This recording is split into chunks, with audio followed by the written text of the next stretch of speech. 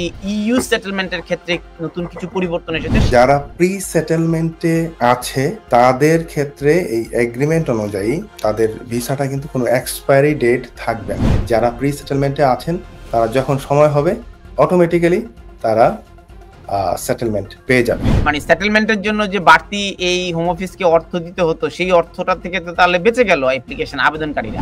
Pre সেটেলমেন্টে থাকলে আর যে যখনই এলিজিবল হবে তারা সেটেল স্ট্যাটাস অটোমেটিক্যালি পেয়ে যাবে। Stonebridge legal solutions limited, your trusted immigration partner.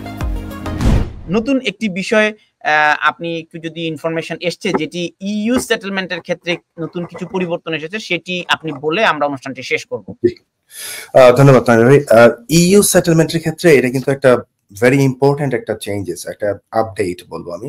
সেটা হচ্ছে যে একটা রায় ছিল হাইকোর্টের, সেটা হচ্ছে যে R independent monitoring authority of citizens rights agreements versus হচ্ছে আপনার secretary of state for the home department. এটা 2022 সালে আপনার হাইকোর্টের একটা রায়।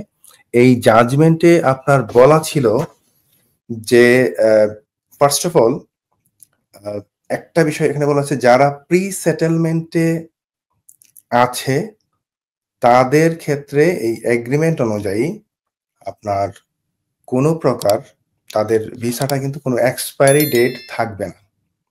তো এটা হচ্ছে প্রথম, যে যারা প্রি সেটেলমেন্টে আছে তাদের কোনো প্রকার এক্সপায়ারি ডেট থাকবে না। আর দ্বিতীয়ত, তারা এই প্রি সেটেলমেন্টে থাকা অবস্থায় তারা যখন আপনার কন্টিনিউয়াসলি থেকে তারা যখন 5 ইয়ার্স কমপ্লিট করবে বা যখন এলিজিবল হবে, এই গভর্নমেন্ট বলছে যে তাদেরকে নতুন করে অ্যাপ্লিকেশন করার দরকার নাই সেটেলড হওয়ার জন্য। এটা অটোমেটিক্যালি তাদের স্ট্যাটাসটা সেটেলড হয়ে যাবে। বাট অবভিয়াসলি কেউ যদি চায়, তারা চাইলে ম্যানুয়ালিও নিজেরাও করতে পারবে। বাট গুড থিং হচ্ছে যে যারা প্রি সেটেলমেন্টে আছেন তারা যখন সময় হবে অটোমেটিক্যালি তারা সেটেলমেন্ট পেয়ে যাবে। তো এটাই মূলত এই যে আর ভার্সেস আপনার সেক্রেটারি অফ স্টেট 2022 এই যে জাজমেন্টটা এটা ইমপ্লিমেন্ট করছে, এবং এই ইমপ্লিমেন্ট হচ্ছে আপনার স্পেশালি আপনার এই জানুয়ারি মাসের শেষের দিকে এটা হওয়ার কথা। এটা অবভিয়াসলি স্টার্ট হয়ে গেছে অটোমেটিক। এটা আমরা বলছি automatic conversion to settle status.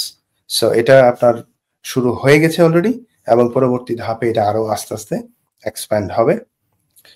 তো ভিসা ফি মানে সেটেলমেন্টের জন্য যে বাড়তি এই হোম অফিসকে অর্থ দিতে হতো সেই অর্থটা থেকে তো তাহলে বেঁচে গেল অ্যাপ্লিকেশন আবেদনকারীরা। না, সেটেলমেন্টের এখানে ইয়ের ক্ষেত্রে কিন্তু কোনো আপনার ফি এমনিতেও ছিল না। তারপরে আরেকটা বাড়তি হেডেক হচ্ছে যে আপনার অ্যাপ্লিকেশনটা করতে হতো, হয়তো আইনজীবীর কাছে যাওয়া লাগতো। সেই ক্ষেত্রে আর যাওয়া লাগবে না, এটা অটোমেটিক্যালি তাদের এটা হয়ে যাবে আর কি। সো এটা তাদের জন্য একটা ভালো হয়েছে যে তাদেরকে আর অ্যাপ্লিকেশন করা লাগছে না। যে যখন এলিজিবল হবে আইদার সে কন্টিনিউয়াসলি অটো এক্সটেন্ড হয়ে যাবে প্রি সেটেলমেন্টে থাকলে, আর যে যখনই এলিজিবল হবে তারা সেটেল স্ট্যাটাস অটোমেটিক্যালি পেয়ে যাবে। এটাই ছিল আর কি অটোমেটিক সেটেলমেন্টের ক্ষেত্রে যেই নতুন আপডেটটা। এটা অলরেডি জানুয়ারি মাস, মানে গত এই জাস্ট রিসেন্ট গত মাস থেকে এটা কার্যকর হয়ে গেছে।